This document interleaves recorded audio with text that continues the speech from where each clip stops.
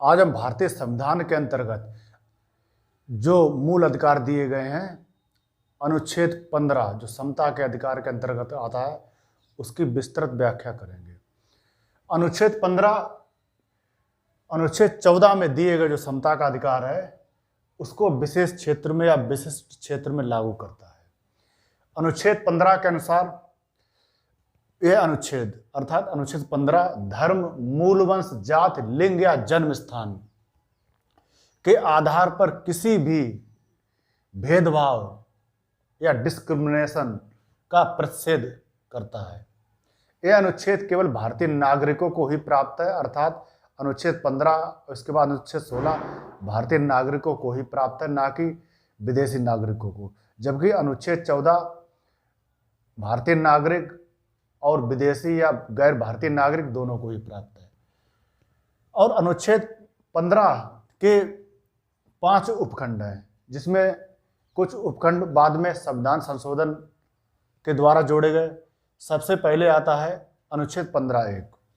अनुच्छेद 15(1) में एक शब्द का उपयोग किया गया है, प्रतिषेध। अनुच्छेद 15 में एक शब्द का उपयोग किया गया है, प्रतिषेध, और शब्द के बारे में अनुच्छेद 15(1) में बताया गया है, जो अनुच्छेद 15 का उपखंड है। प्रतिषेध शब्द केवल राज्य के लिए ही है, ना कि प्राइवेट व्यक्तियों के लिए। अनुच्छेद 15 में एक शब्द उपयोग किया गया है, केवल। केवल शब्द का विशेष महत्व है, अर्थात इसमें जो जन्म स्थान के आधार पर भेदभाव या विभेद का जो प्रतिषेध किया गया है, वो केवल जन्म स्थान के आधार पर ही है, ना कि निवास स्थान के आधार पर।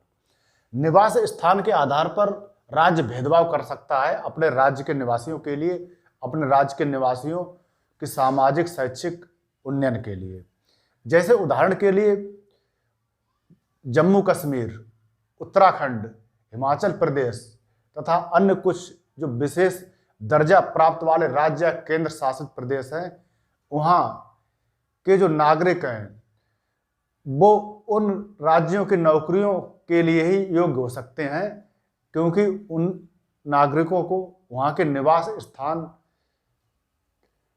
की वैध जो सुविधा उपलब्ध है, अर्थात वह वहाँ के मूल निवासी हैं या उन्हें उनके पास निवास स्थान का प्रमाण पत्र है। इसके बाद इसमें जो भेदभाव किया जा सकता है अनुच्छेद 15(1) के तहत, वो कुछ तार्किक आधारों पर किया जा सकता है, महिलाओं की सुविधा के लिए या उनके कल्याण के लिए। जैसे महिलाओं को प्रसूति अवकाश देना या मातृत्व अवकाश देना अनुच्छेद 15 का उल्लंघन नहीं है। इसके बाद अनुच्छेद 15(2) आता है, अनुच्छेद 15 का उपखंड। इसमें राज्य के साथ साथ प्राइवेट व्यक्ति है, उन्हें भी आदेश दिया गया है कि कोई भी नागरिक धर्म, मूल वंश, जाति, लिंग या जन्म स्थान या इनमें से किसी भी आधार पर दुकानों, सार्वजनिक भोजनालयों, होटलों और सार्वजनिक मनोरंजन के स्थान उनमें प्रवेश। इसके बाद पूर्णतया या अंशतः जो राज्य की जो निधि है उसके द्वारा पोषित अथवा साधारण जनता के प्रयोग के लिए जो कुएं हैं, तालाब हैं और सार्वजनिक समागम या समारोह के स्थान हैं, उनके उपयोग के संदर्भ में कोई भेदभाव नहीं किया जाएगा। और इसका उद्देश्य ये था कि तत्कालीन आजाद भारत में और इस समय भी जो छुआछूत और अस्पृश्यता की जो कुरीतियां हैं, उन्हें दूर करने का प्रयास अनुच्छेद 15(2) के तहत करने की बात कही गई थी। इसके बाद अनुच्छेद 15(3) आता है। इसे महिलाओं और बच्चों के कल्याण के लिए कुछ विशेष प्रावधान बनाने की शक्ति राज्य को सौंपी गई है, और इसमें राज्य नीति निर्देशक तत्वों में जो सिद्धांत दिए गए हैं उनके आधार पर व्यवहारिक रूप से कानून बना सकता है। अनुच्छेद 15(3) के तहत SC, ST, OBC वर्ग, इसके अलावा अन्य वंचित वर्ग, इनके लिए राज्य प्रावधान बना सकता है। इसके अंतर्गत अनुच्छेद 15(3) के अंतर्गत सुप्रीम कोर्ट ने कुछ महत्वपूर्ण फैसले दिए हैं। जैसे नीति निर्देशक तत्व का एक अनुच्छेद है 42, इसमें महिलाओं को विशेष प्रसूति अवकाश बाल्यकाल अवकाश और मातृत्व अवकाश देना तर्क संगत कहा है सुप्रीम कोर्ट ने अपने एक निर्णय में। और सुप्रीम कोर्ट ने कहा है कि ऐसा निर्णय देना या राज्य को ऐसा निर्देश देना ये लिंग के आधार पर कोई भेदभाव या डिस्क्रिमिनेशन की बात नहीं करता है, क्योंकि स्त्रियों की शारीरिक संरचना या उनकी बनावट ऐसी होती है कि उन्हें ऐसी छूट देना बिल्कुल न्यायकारी या तर्कसंगत है। इसके बाद सुप्रीम कोर्ट ने एक अन्य फैसले में कहा या राज्यों को निर्देश दिया कि राज्यों को ये अधिकार मिलना चाहिए या राज्यों को अधिकार दिया भी गया है कि महिलाओं की शैक्षिक स्थिति सुधारने के लिए। इसके बाद सुप्रीम कोर्ट ने अपने एक अन्य निर्णय या फैसले में राज्यों को ये निर्देश दिया है कि राज्यों को ये अधिकार है कि महिलाओं की शैक्षिक स्थिति को कुछ विशेष महिला विश्वविद्यालय और स्कूलों की स्थापना राज्यों ने की है और शिक्षण संस्थाओं में महिलाओं के लिए आरक्षण की भी व्यवस्था की है। जैसे उदाहरण के लिए केंद्र सरकार ने इसी वर्ष से सैनिक स्कूलों में बालिकाओं के प्रवेश के लिए नियम बनाए हैं या उन्हें प्रवेश करने की अनुमति दी है या आदेश दिया है। और साथ ही साथ नवोदय में बालिकाओं के लिए 33% आरक्षण की व्यवस्था सरकार ने इस साल से की है। इसके साथ ही साथ इसके बाद सुप्रीम कोर्ट के अभी हाल ही में निर्णय या आदेश या निर्देश के अनुसार सरकार देहरादून में स्थित राष्ट्रीय इंडियन मिलिट्री स्कूल में बालिकाओं को प्रवेश देने के लिए सहमत हो गई है।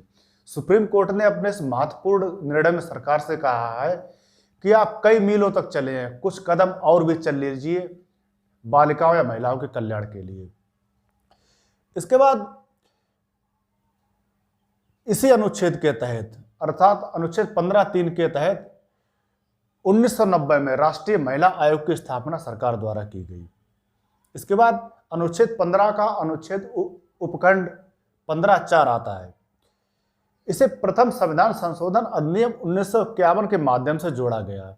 इसके तहत राज्य को यह शक्ति दी गई है कि वह सामाजिक तथा शैक्षिक दृष्टि से पिछड़े वर्ग और SC/ST वर्ग है उनके कल्याण या उनके उन्नति के लिए विशेष प्रावधान बना सकेगा राज्य।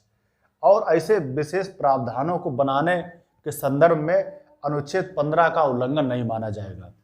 इसके बाद अनुच्छेद 15(5) जो संविधान के 93वें संविधान संशोधन अधिनियम 2005 के माध्यम से संविधान में जोड़ा गया या अंतः स्थापित किया गया।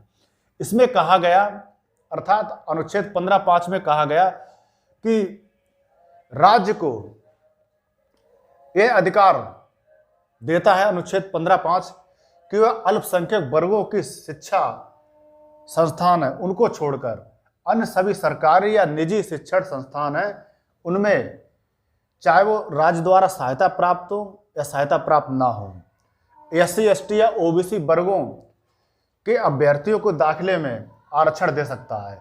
और यह अनुच्छेद 15 या अनुच्छेद 19(1)(6) की कोई बात राज्य को ऐसा करने से नहीं रोकेगी। तो ये तो हुआ अनुच्छेद 15 का सार।